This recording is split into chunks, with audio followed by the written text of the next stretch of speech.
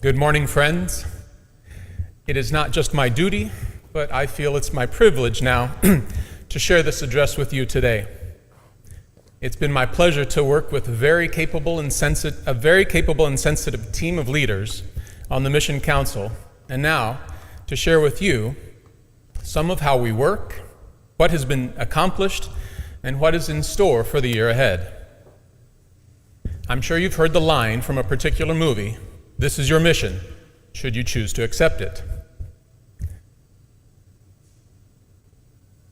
We'll take a look at our mission statement, and we should remember, not only have we chosen to accept it, but we wrote it with love, compassion, creativity, and wisdom as shown to us and granted to us by God. Now, if you'll join with me, as we so often have done, in reciting our mission, transformed by God's radical love, we are called to build a welcoming church, a just community, and a sustainable world. This statement drives so much of our activity and effort in service to the people and world around us. This is a timeless statement that will guide us for many, many years to come. The accompanying vision statement, shown on the next 4 slides, was adopted by the congregation just 2 years ago, in July of 2018. It gives a fairly detailed description of what fulfilling our mission might look like. Notice that it says it will be our vision for the next few years. This is a living, breathing document that provides details. Since our leadership put such thought and care into this document, it is fitting that we take the time to refer to it in our meetings and allow it to be our guide. At the beginning of the year, the Mission Council read through to find the phrases that stood out to us as highlights of current activities and as a challenge and inspiration for new programming. Then each leader took the opportunity also to discuss the vision statement with their ministry and mission teams in order to make specific plans for the year. If you haven't already, I hope you'll take the time to read through this full statement. What catches my eye on the first slide is the phrase, "carpenters of a revitalized Downey." Many of you know that I'm both an old-timer here and a newcomer at the same time. Stephanie and I moved away from Irvington several years ago and joined a church in Zionsville. 2.5 years ago, we decided to return to Downey on the urging of several church friends. What we have found is somewhat familiar, but mostly wonderfully revitalized. What strikes me about the vision of Downey as a welcoming church is the number of things that have already become realities. We are an open and affirming church. This is signified by the rainbow chalice you see on our website and in our publications. We have a beautifully renovated parlor and a recently added beautiful one-of-a-kind welcome center. Shortly, you'll see photos that include many of the children and the youth that fill our space during normal times. Our small groups offer space to learn and grow and to share and support. The May Ward group, the Tuesday night pub theology group, the family small group, and 2 adult Sunday school classes are just some of the examples that come to mind. We are well on our way to fulfilling this vision. Even during the time of the pandemic, we have continued to reach out through online worship, weekly prayer calls, and the Thursday afternoon community connections. This year marked significant milestones for both of our ministers. Melody is now officially recognized as an ordained minister within the Disciples of Christ, and Trey has just recently defended his doctoral thesis. Together, they offer us wonderful leadership in welcoming the wider community into our activities. Together, they hosted 70 participants in the Enneagram workshop, an event full of education and self-reflection. And just recently, Melody managed the first ever virtual Vacation Bible School with at-home activities, crafts, and lessons for at least 8 of our congregation's families. We are also making great strides toward building a more just community. The congregation has put its money where its mouth is through the Awaken the Space capital campaign. Soon, our basement will become the new Mission Outreach Center mentioned in this statement. Other examples include the ICANN Food Pantry, which is a vital part of our ministry to the community. There's the Performing Arts Ministry, which offers much more than simple entertainment.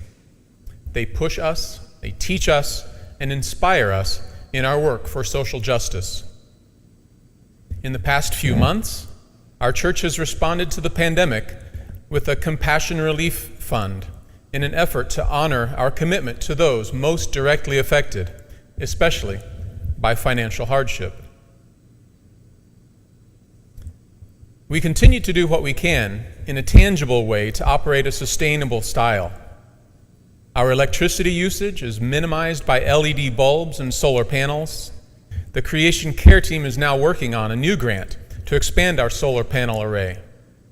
Our gas usage is down 30% from a year ago, thanks to an upgrade to our HVAC system and our smart thermostats.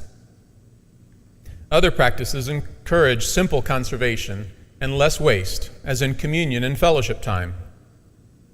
Part of our lawn has now become a community garden, and in a much broader effort, the Creation Care Team has gotten our Friends of the Environment letter writing campaign off to a good start, and this is something that is sure to keep going in the new year.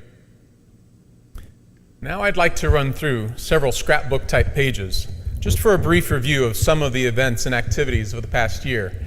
This is not all-inclusive. It might take a whole year if we were to do that. On the first slide, you see what is necessary as the first step to becoming a welcoming church, of course, to have a beautiful welcome center staffed by friendly faces who help everyone to register for upcoming events and to welcome guests. When the pandemic has kept us apart for months, it's great to have a staff and other members with the creativity to put together a Pentecost Sunday worship service that includes healthy distancing and bring your own communion. The Downey Cooperative Preschool and Kindergarten are building on a more than 50-year tradition of cooperative learning and independent thinking. You'll recognize some of these faces as owners of the joyous voices that we hear echoing in our halls. Last spring, we held a euchre tournament as a fundraiser to send our youth on a mission trip to Puerto Rico. Last fall, that trip became a reality as 10 youth and adults spread our notions of a welcoming church and a just community far beyond our borders. If you missed the presentation about the trip, you might still be able to hear stories of their experiences. All you need to do is ask. And if you think it was all work and no play, do not worry. The crew was treated very well, and they had a wonderful time. Fast forward to March 13 of 2020. The Performing Arts Ministry was in the midst of putting the crowning touch on an already wonderful season when COVID-19 brought everything to a screeching halt. This Indiana premiere show was interrupted mid-run. However, a month later, the actors pulled together for an online review of their favorite moments from the past several seasons. Here is evidence of the creative leadership provided by the Performing Arts Ministry, creating and utilizing all variety of spaces within our church building, welcoming many from the surrounding community for inspiring and challenging moments. Keep your eyes open for what is yet to come. Another favorite community gathering of the past 5 years, yoga. It has also gone online. It has been a healthy lifestyle experience for so many. This too will continue in the year to come. Not only has the food pantry served 1,800 families over the course of the past year, that's over 5,000 people, through a partnership with School 57, they are teaching a new generation how to provide for others by sharing their own abundance. Family Promise is a relatively new ministry at Downey, having been started about 18 months ago. With just 3 events since last August, of course the spring events were canceled due to the pandemic, our 42 volunteers have shared a meal, a game, or a conversation with 12 families. That's approximately 40 family members. Just a note, in case you cannot read the writing on the lunch bag, it says, "Be yourself, because everyone else is taken." These are good, encouraging words. With all the great experiences of the past year, we must recognize that there is still room for growth. As we take another look at the first part of our vision statement, we see there is opportunity for us to become even more welcoming to the people of other backgrounds, beliefs, races, and nationalities. We can do more to make our language and practices more inclusive so that others may see their own reflection in the divine image. What if we were to welcome the full participation of people whose practices and celebrations come from traditions completely different from our own? What if we were to share our building with others, or to create a second service where others are likely to feel more fully engaged? What might that look like? We can work to become more widely recognized within the community for this type of openness. Our welcome becomes even more essential in light of the current social upheaval surrounding systemic racism in our country. We have the means and the ability to be a catalyst for social change, to provide a platform within Irvington for conversation and direct involvement. The Center for Congregations has recognized our goal to be leaders in the struggle for racial equality and understanding with a $10,000 grant of support. Following our talk about race, which was one of the recent Thursday evening community connections, a task force was started to focus on education, understanding, and action. Let us not let this moment pass without putting forth our best efforts to create a just community. What if we take on the role of catalyst? What if we accept the challenge to inspire other congregations in the Irvington community, or even the city as a whole? What if we establish our church building and our congregation as a springboard or a launching pad for justice work? What would that look like? And finally, a perfect example of our desire to put our scarce resources to their best use is our Awaken the Space campaign. We will find new uses for spaces that were either never used before or nearly abandoned within the past 25 years. We will continue to be good stewards of this creation by using less when we can and by reusing whenever possible. What will our future look like?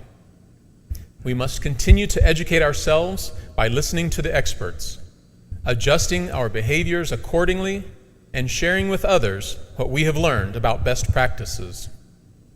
What will the future of the vision of our mission look like? It is up to us to decide. Soon we will be together again to recite in unison our mission statement in affirmation of our goal to be transformed by God's radical love to build a welcoming church, a just community, and a sustainable world.